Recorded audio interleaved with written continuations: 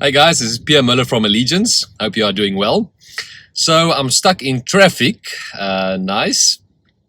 So I thought, let me rather use this dead time to provide something valuable and throw out something valuable that you can use in your business.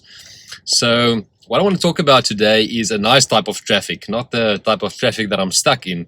But I want to talk about the nice type of traffic, which means clients that comes to your business and spends money and buys your products and services.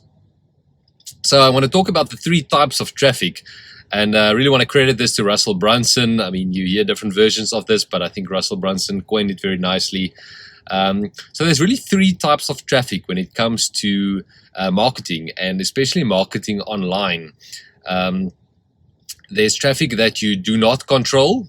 That's the first one, which I'll talk about. Then there's traffic that you can control. And lastly, there's traffic that you own. And that's really where we want to get to. We want to take the traffic that we do not control and the traffic that we can control and eventually turn that into traffic that we own. Now, what am I talking about? So traffic that we cannot control is typically traffic that goes to your website, firstly. So, you might have a nice website and you might have spent a lot of money to design it. You paid programmers and you paid graphic designers. But the problem with websites these days is there's so many of them. People's attention span is very short. And you can't really control the visitor. So you can't control exactly who comes to your website in the first place, so that it's your ideal customer, your ideal high-paying customer. It's really anyone can visit your website. And websites typically don't control the process from there on. So people come to the website, they click around. You don't really control the process, how they move around on your website. And as I mentioned, people's attention spans these days, it's 2 to 3 seconds. So if they look around and there's a lot of things and they feel a little bit confused, they just click away, and you don't really control that process. The second one is search engine optimization. Now, while there's certainly a place for that, it's really also something where you pay money so that when people search for your type of business on Google, you are ranked fairly highly. And as I say, don't want to knock it completely. There's a place for it, but it can be quite expensive. And again, you don't control the process. So again, people might search for it, but they search for different things. If you're let's say you are a plumber, people can be searching for, theory on plumbing because they're doing some kind of a school project on plumbing. They don't necessarily need a plumber and they don't necessarily have the money to pay for your services.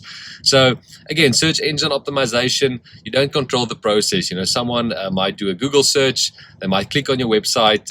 Again, they look around, but you don't really control the process to get someone through your door. Even things like just putting out content posts on social media. Again, there's a place for it, and to build a audience and to build trust. But again, you don't really take them by the hand and help them to become a paying customer. And in the same way, brand advertising. If you have a lot of money in your business, that's fine.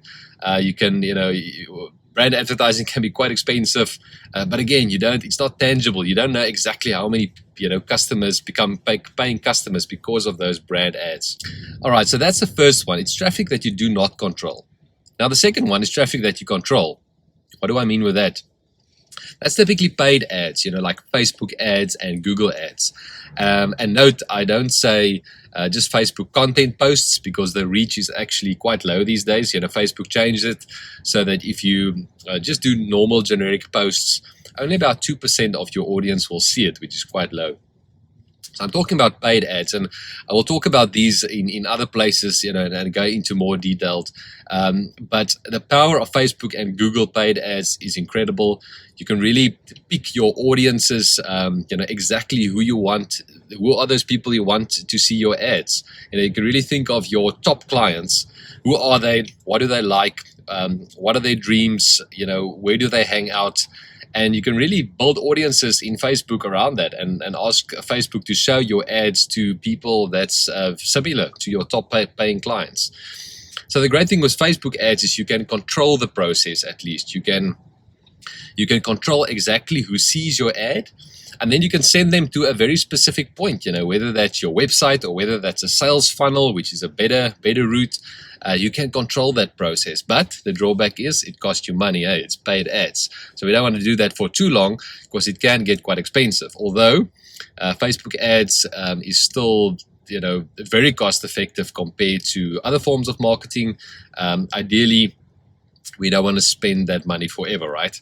So the third one, and the best type of traffic eventually, the traffic that you own, is when you own someone's email address. Now, why do I say that? If someone's given you their email address, I think people are firstly hesitant these days. There's a lot of spam emails, and people are hesitant. So when they get to the point where they actually give you their email address, there's already a certain amount of trust. You've created some value for them, where they've exchanged the email address, with you. So when you own that email address, you can really send out emails to that client and provide value, and it doesn't cost you anything anymore, right? So it's someone who's trusting you already. They're already liking your business, and it doesn't cost you anything to send out that email. So you can literally launch a new product and send it out to your customers who know you will find it interesting. And it's literally free advertising. It's a free campaign, and you're launching a product at no cost, really, at no marketing or advertising cost. So that's why an email list and having someone's email is eventually where you want to get at, because then you really control the traffic, guys. And the companies who does this well, if you do this poorly, if you have an email list and you market to them poorly, you should get a dollar a month, from every client. So if you have 1,000 people on your list, that's $1,000 a month. If you have 10,000 people on your list, you should be able to get $10,000 per month. That's if you market to them poorly. If you don't really tap into this process very well, the better you do it, you can obviously increase that number, quite fast. And you can do the math. If you have 10,000 people, clients on your email list, and you can generate $10 per month from everyone, the numbers starts getting exciting. So how do you get emails from new clients? Well, you have to provide value. You can use your website, to try and offer something to them and exchange that for an email. But the best way that I've really seen is sales funnels. And again, I'm not going to go into a lot of detail here. I'll talk about it elsewhere. But a sales funnel is just an incredible way in which you can offer something very valuable up front. And you can say to the client, hey, if you want this great, valuable thing, either free or at a very low cost, let's exchange it for your email address. They feel it's a great deal. They feel there's value in it.